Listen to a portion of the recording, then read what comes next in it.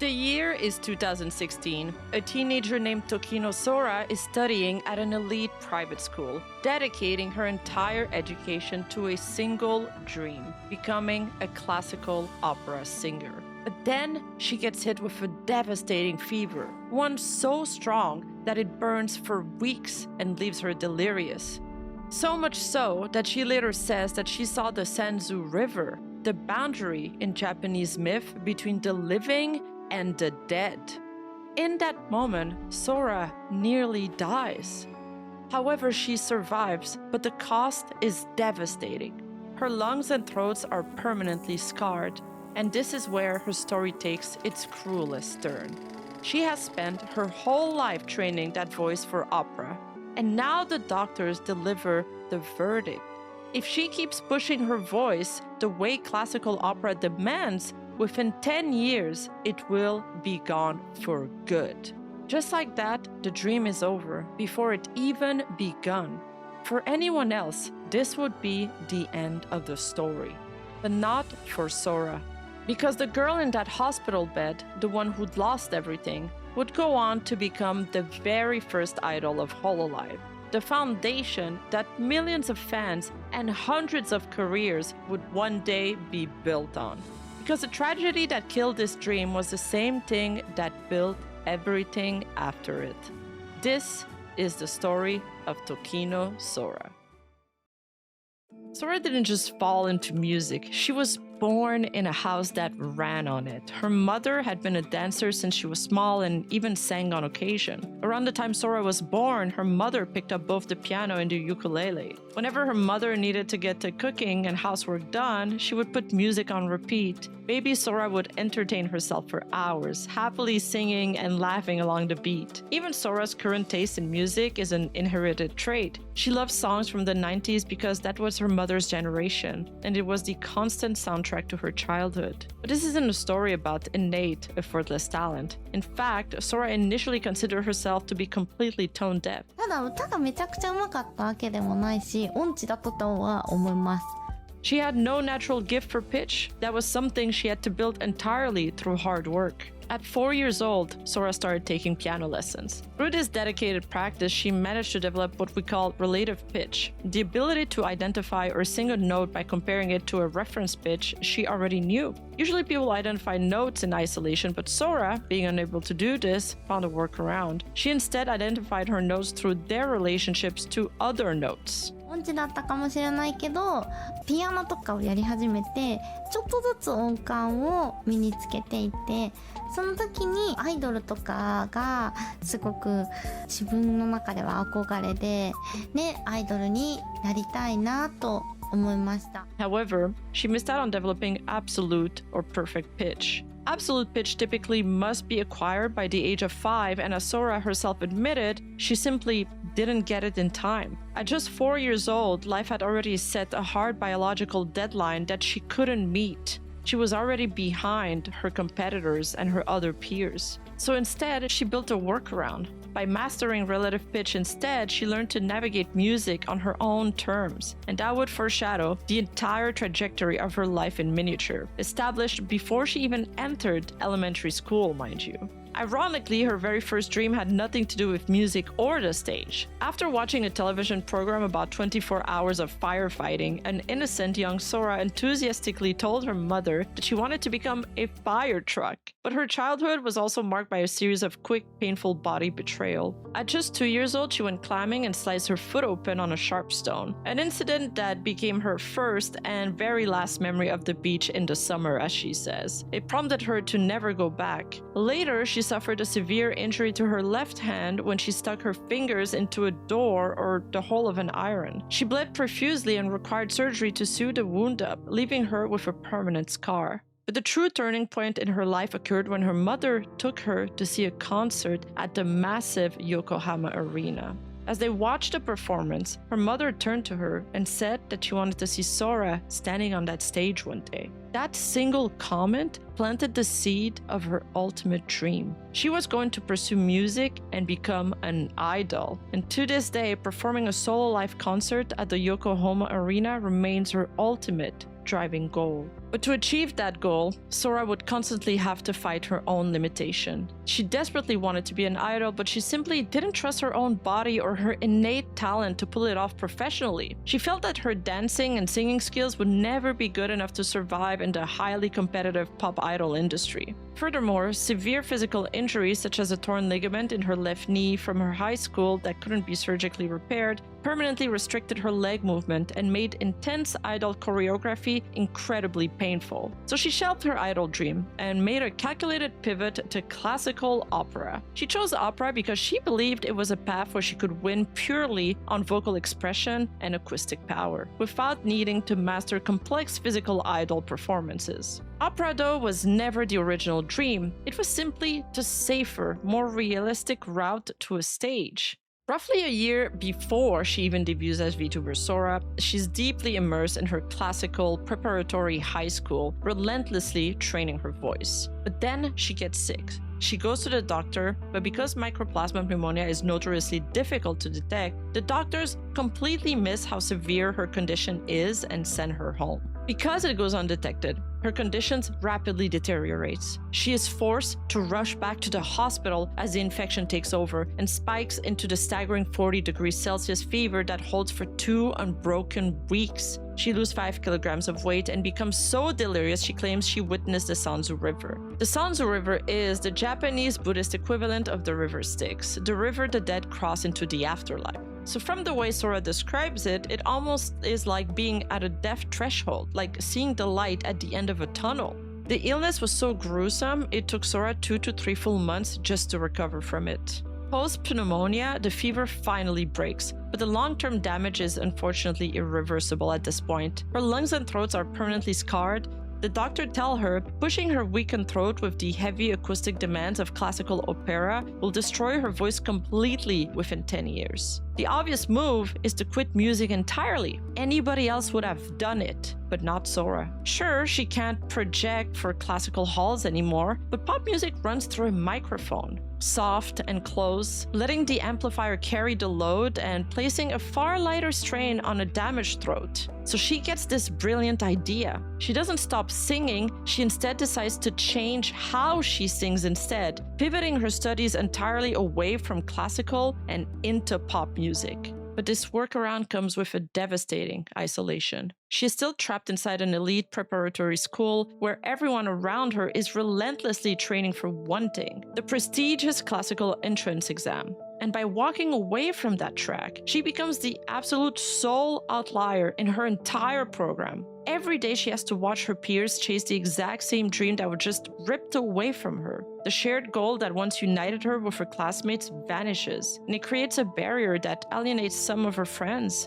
So Sora here doesn't just lose her dream, she also loses her community. She chose to keep her voice, yes, but the price was walking the rest of her high school years entirely alone. Ironically, this disaster pointed her right back to the beginning. She is returning to her very first dream, the childhood idol dream born at the Yokohama arena. So at this point, Sora knows that she wants to be an idol, but she still has no idea how to overcome her physical limits. So she turns to her high school classmate and longtime best friend, Eugene, or better known as HN. The two couldn't be more physically different from each other. Where Sora is frail and accident-prone and battling chronic illnesses, HN is a powerhouse, a soccer player with 6 years of kendo experience, trained in karate and aikido, who also sits at the top of the national academic rankings in Japanese. Sora confesses to HN her impossible dream, and the two formulate a plan. Together, the two teenagers decide to take a massive leap of faith. In mid-2017, they approach a man named Yago at a tech startup company called Corp. You have to understand the sheer scale of this gamble. At that point, Corp isn't a prestigious talent agency you audition for. Corp is tiny, essentially with just Yago and his CTO. So 2 employees running the entire thing. And the VTuber industry as we know it does not even exist. And Hololive hasn't even been formed yet. So at this point, Sora and HN aren't even trying to get hired. They just want to rent out the company's VR equipment so Sora can try to perform. The whole flow of how it happened back then was that she knew Tokino Sora senpai, and that was before they were in cover. But Tokino Sora senpai said that she wants to become an idol, and then A-chan was a friend of her, and she after hearing that, she was like, I want to support her to become an idol and support her activities and help her out with it. So she was looking as a kind of like background staff supporter. She was looking for like studios and equipment to use to make this happen, and then she found the company cover, which I guess back then and still now technically is like an IT company. I don't know. As for A-chan, it isn't clear when she officially joined Cover Corp in any capacity. At first, she seems to have just been helping Sora out, and some fans speculate she came on board in March of 2018, since that's the first time we see Cover Corp staff count tick up from 2 to 3. But once Sora started her virtual activities, A-chan stepped up to handle the planning, scripting, and video editing. She even edited the music video for Sora's cover of Solar System Disco.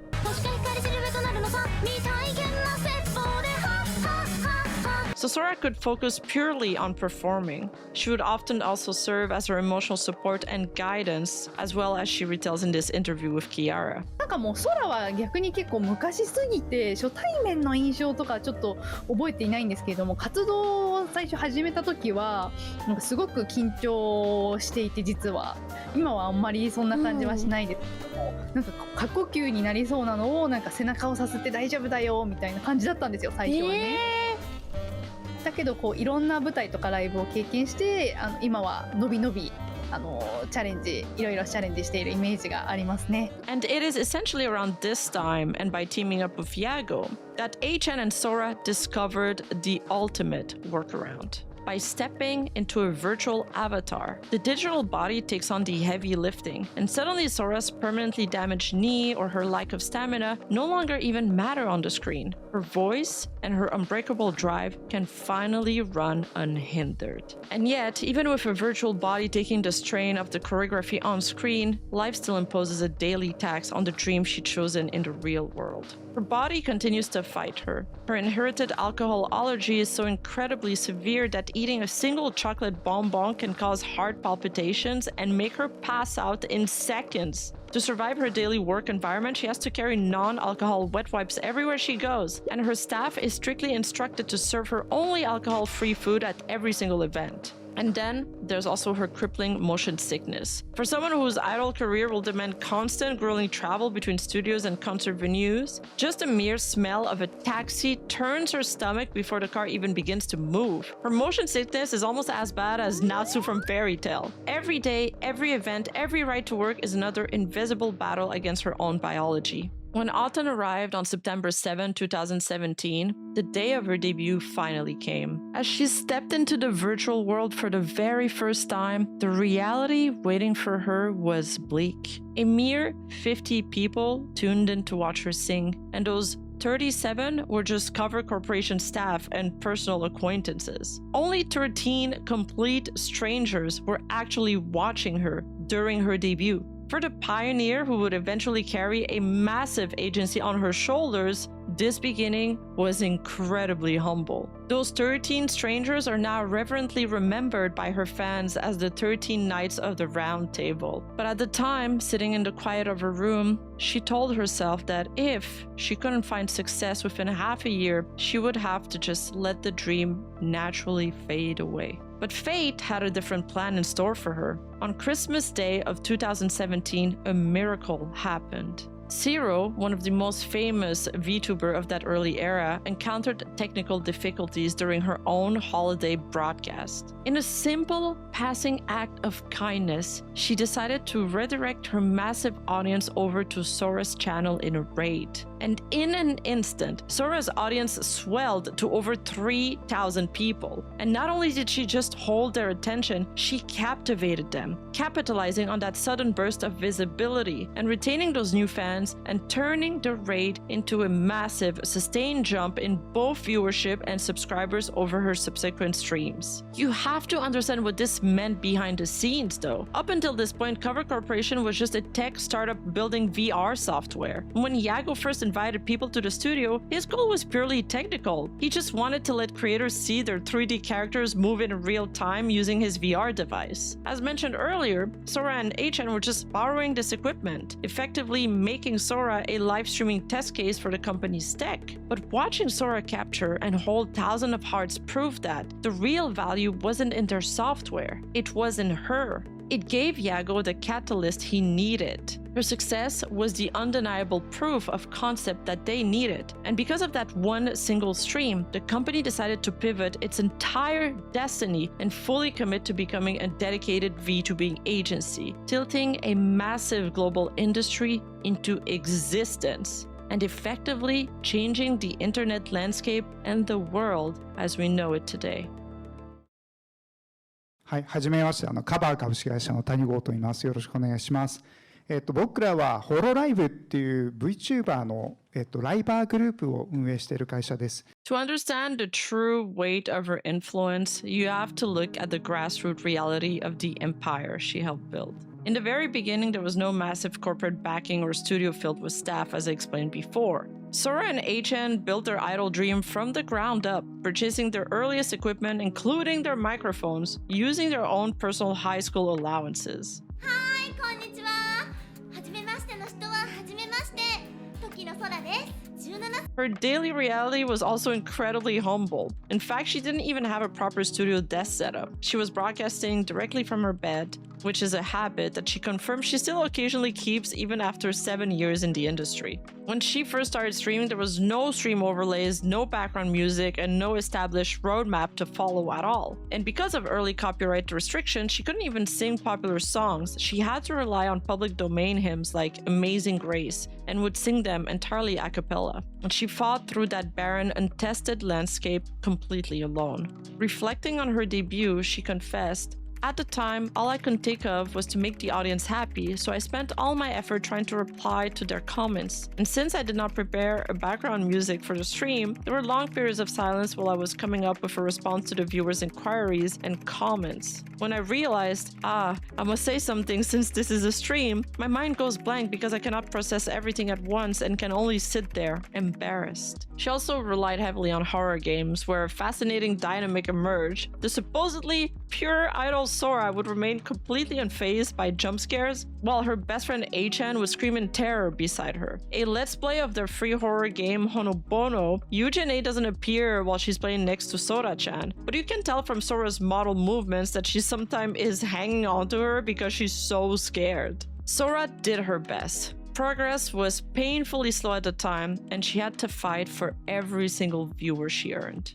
Looking back on this grueling climb, she recalled, "In the first 2 months of streaming, it was like, we got 10 more views this week, woo! Up until December, I'd been wondering if my channel would even reach 1,000 subscribers." As the company expanded, management imposed strict boundaries on Sora to establish a respectable reputation for the young agency. To forge her brand as an orthodox idol, her early streams were guided by loose scripts, and she was instructed to avoid or act completely oblivious to popular internet topics, including shonen manga and anime. She carried the burden of the pure Seso idol image alone.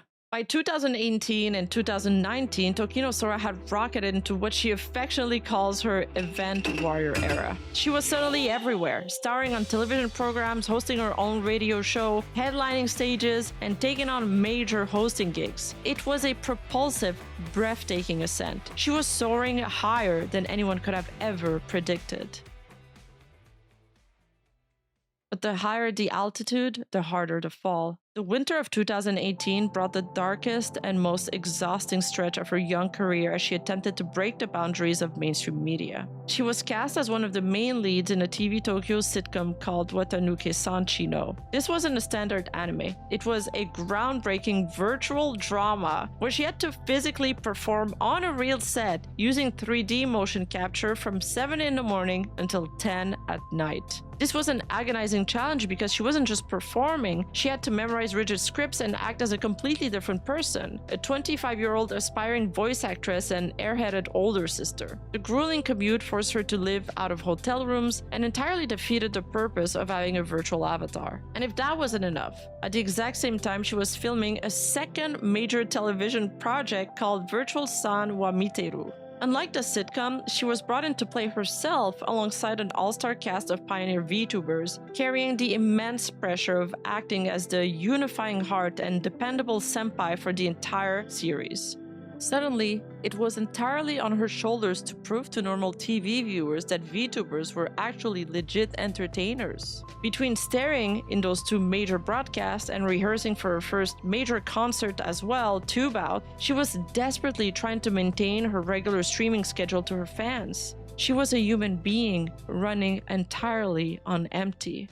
Predictably, the exhaustion started bleeding into her streams, and her energy visibly dropped. Viewers, completely unaware of the crushing weight she was carrying behind the scenes, began to harshly criticize her for lacking enthusiasm. Misunderstood and utterly broken, she seriously started considering giving up on her dream right then and there. And the pressure reaches breaking point on December 17, 2018, the night of her first major concert, Tube Out. Backstage, the overwhelming anxiety finally caught up to her, triggering her chronic hyperventilation syndrome. Just minutes, imagine that, just minutes before she was supposed to walk out in front of a live crowd, her lungs, already permanently scarred and weakened by pneumonia, failed to pull in air. She is panicking. She's backstage in the dark, alone, and she cannot breathe. But what saved her in that moment wasn't a doctor or even medicine. Bleeding through the walls, she hears it, the muffled, rhythmic roar of her fans chanting and cheering out in the hall, growing louder and louder. That acoustic wave of love cuts through her panic. It grounds her, allowing her to slow her breathing and center her mind. So she stands up, she walks into the blinding light of the stage and performs without a single issue. It was a profoundly personal and triumphant victory over her own body, proving once and for all that she could conquer the impossible.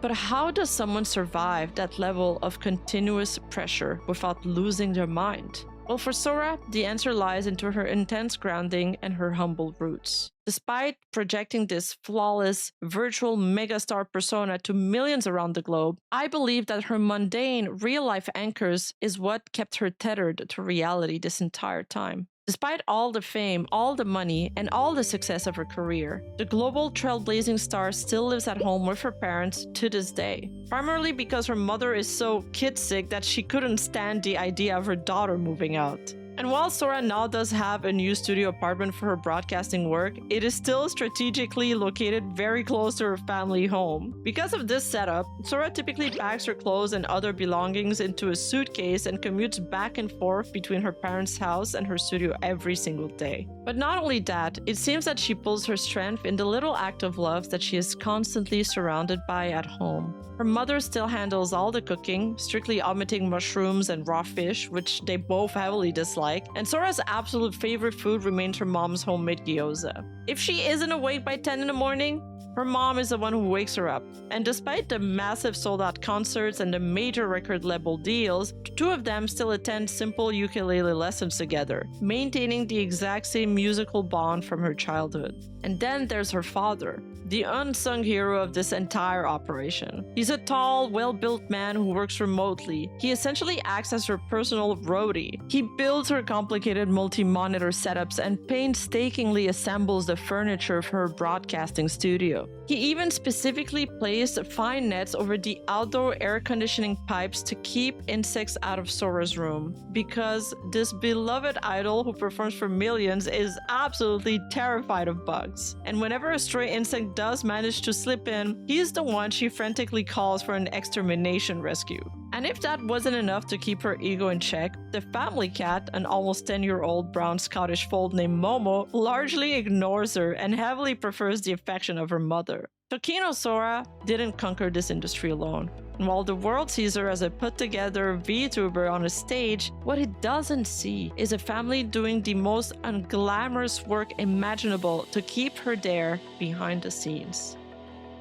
Because Sora stood as this unshakable anchor, the subsequent generations of Hololive talents were then granted the freedom to be chaotic, comedic, and completely unhinged on stream. Today, when new Hololive talents debut, they're inheriting a global infrastructure, and they're effectively spawning in with hundreds of thousands of subscribers on day one. And this history is the exact reason why every single kuhai, or junior, in Hololive treats her with immense respect. They revere her as the Dai Senpai and goddess, not out of fear, but out of appreciation, because they know that she walked so they could run. For example, when Sakura Miko struggled with low viewership during her early days and lost confidence in herself, it was Sora's unwavering dedication that saved her. Miko looked to Sora's example and realized the view count didn't matter. She found the strength to keep making videos purely for the fans who were waiting for her. And yet, this deep respect for her also created a sense of isolation. As I explained before, during 2018 and 2019, Sora was in the absolute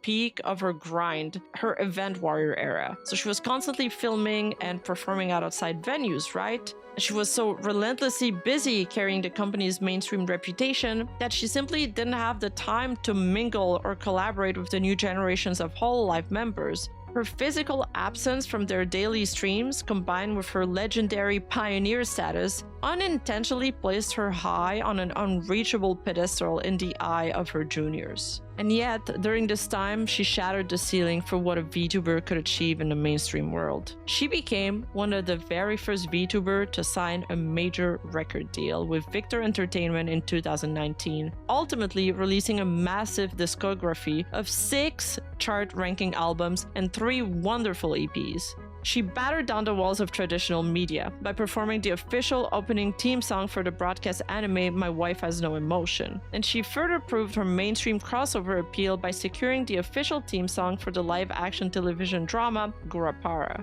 And even through all of that, the concerts, the grueling television shoots, and anchoring a global VTuber agency at the same time, her parents still insisted that she still needed to get a real education. So in the spring of 2019, the working top-tier idol enrolled into a highly specialized 2-year music junior college. One day, a class dropped a surprise assignment on her: compose an original song. The professor naturally assumed everyone in this elite program already knew how to build a track from nothing, but she had come to the college to sing, not to compose, and she had absolutely no idea what she was doing. So rather than asking for an extension or giving up, she analyzed standard chord progression that everyone knew, strung together the expected conventional sounds, and simply brute forced her way through the homework. That assignment ultimately became a real, officially released original song titled Aozora no Symphony. Today, she rarely performs it live because she is deeply embarrassed by how clumsily it came together. But the takeaway of that moment defines her character perfectly once again. She didn't know how to do it, but she figured it out anyway.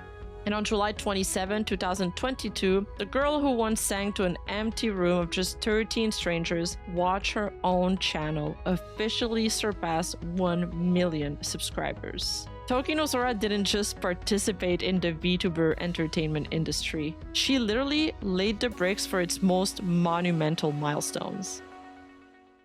And this relentless drive to overcome every obstacle in her way did come with consequences. Across an 8-year career, her absolute longest break from streaming lasted exactly 3 weeks. And that break was not a vacation. In September of 2025, right after participating in a major anniversary live event, she was struck by a severe fever. She refused to stop working though, forcing her doctors, her staff, and even her own fans to essentially stage a massive intervention to force her to rest so she wouldn't ruin her health before her massive 8th anniversary solo concert, Starry Bloomin'. Even during that forced medical leave, she couldn't help but jump into audio spaces just to talk to her fans. Her fatal flaw has always been that she simply will not stop. Fast forward to January 10, 2026. The Dreams in Motion concert at the Tokyo International Forum Hall A. Before she steps into the stage, Sora pauses and looks at what the world has become. After more than 8 years of working as a VTuber, the landscape had entirely changed. Cover Corporation is no longer just 2 guys in a small room in HN. Hololive had exploded into a publicly traded multi-billion-dollar corporate titan and a globally influential landmark that defines the entire VTubing industry. And she is the pioneer who laid its very foundation. And now, after nearly a decade of carrying that weight, Her dreams are finally materializing in the physical shape of this massive concert. Back in the exhausting winter of 2018, performing at a venue of this staggering scale, a hall capable of holding 10,000 fans across its day and night show felt completely impossible. But now, it stood as a triumphant stepping stone towards her ultimate lifelong dream of standing on the stage of the Yokohama Arena. But once again, during the day session of that concert, her body fails her again. And every single physical limitation she has battled all this time converges at the same time and the worst possible moment. Sora was also born with very few pores, and her body cannot sweat to properly regulate its temperature. So try to think for a moment how difficult it must be for a stage performer to have this issue. So there she is, trapped under the sweltering heat of the stage lights. She begins to cook alive, suffering from severe heat exhaustion. And then on top of that, the thing she already knows too well comes back: chronic hyperventilation syndrome. And just like at Tube Out years ago, her lungs fail again, leaving her completely out of air. The situation is so dire that her staff begs her to stop.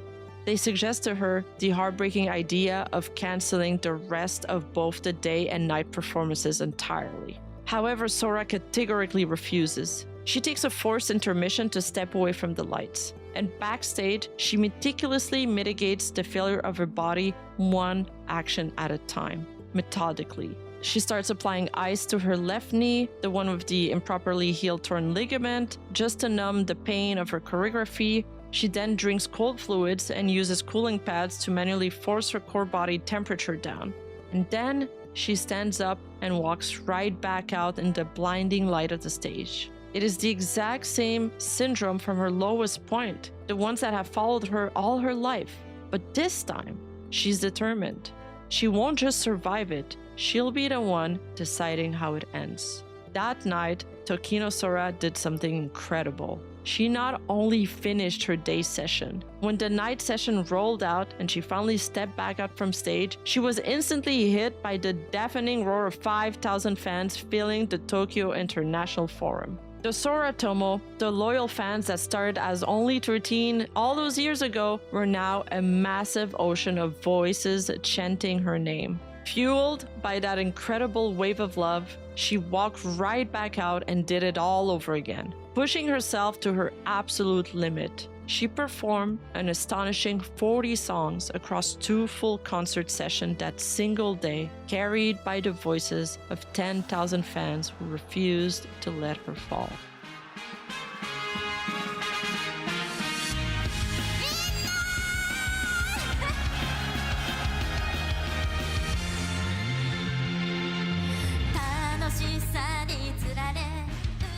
After everything, the fever that nearly killed her, the dream it took with it, the body that fights her for every breath and every step, Tokino Sora never gave up. She kept fighting, she kept singing, even when life continued to throw every single obstacle at her. But she isn't finished. Yokohama Arena has always felt so far away, and Sora has explicitly stated she didn't even dare aim for it. So instead, she set her sights on the Tokyo International Forum instead, which was a smaller stage, a closer one. She even named the concert Dreams in Motion to signify her literally taking the first step in reaching her dream. So there's still one stage left, the same one from when she was a child, where her mother held her hand and said she wanted to see her standing up there one day. She never once lost sight of it. It waits for her on the horizon, the way it always has. Yokohama Arena.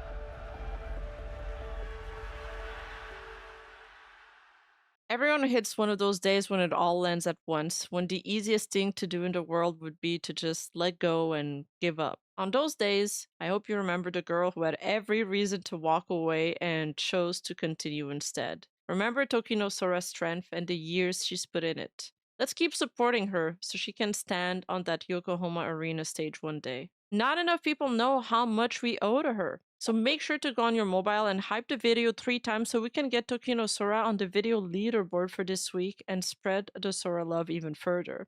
And let me know what you think of her in the comment below. Videos like this only happen because of the people in my community, and if you want in, the Discord is discord.gg/Rima. If you want to support the channel one step further, Patreon's the move. $5 a month gets you everything, including the video that never makes it past moderation here. Link in the description below. And if Patreon isn't your thing, you can use code CLOP to get 10% off at Gamersubs. There's merch of me on uwumarket.com, or you can grab my card in the playable VTuber TCG at Rift Runners using code Rima to get 10% off. Thank you so much for watching. Make sure to subscribe, and I'll see you in the next one. I love songs from the 90s because that was her Later she suffered a severe injury. I'm just going to restart that whole bit. She bled profusely and required surgery to soothe and wound up. She bled profusely and required surgery to soothe a wound. I think it's wound. The Sanzu River is the Japanese Buddhist equivalent of the river Styx. The river dead. The Sanzu River is the Japanese Buddhist equivalent of the river Styx. The river the dead cross into the afterlife. The Sanzu River is the Japanese Buddhist equivalent Buddhist. The Sanzu River is the Japanese Buddhist equivalent of the river Styx. The river of the dead cross the river the dead.